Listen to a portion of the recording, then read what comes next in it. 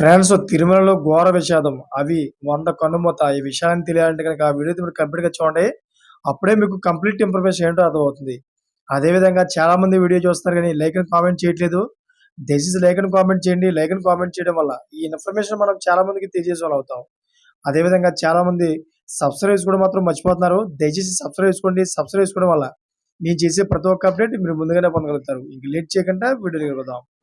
France SV గోశాల గోవధశాలగా మారిందని, ఇది CM Chandrababu Naidu, deputy CM Pawan Kalyan చేసిన పాపమే అంటూ భూమన కరుణాకర్ రెడ్డి విమర్శలు చేశారు.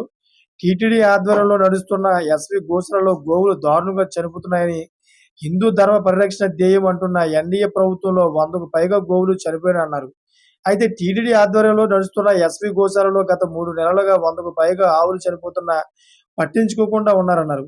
అయితే చనిపోయిన ఆవుల లెక్కలు, ఆవులు మృతికి సంబంధించిన వివరాలు బయటకు రాకుండా చూశారని, కనీసం పోస్ట్‌మార్టం లేకుండా గుట్టు చప్పుడు కాకుండా తరలించారని ఆరోపించారు.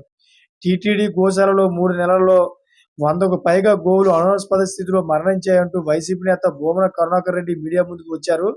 అయితే గోవులకు టీటీడీ గోశాలలో దుర్భరమైన పరిస్థితులు ఉన్నాయని, వరుస గో మరణాలపై తక్షణ విచారణ జరపాలని డిమాండ్ చేశారు. చూసారా ఫ్రెండ్స్, లేటెస్ట్ అప్డేట్స్ కోసం ఛానల్ సబ్స్క్రైబ్ చేసుకోండి, గంట ఆన్‌లో పెట్టుకోండి. Thanks for watching friends.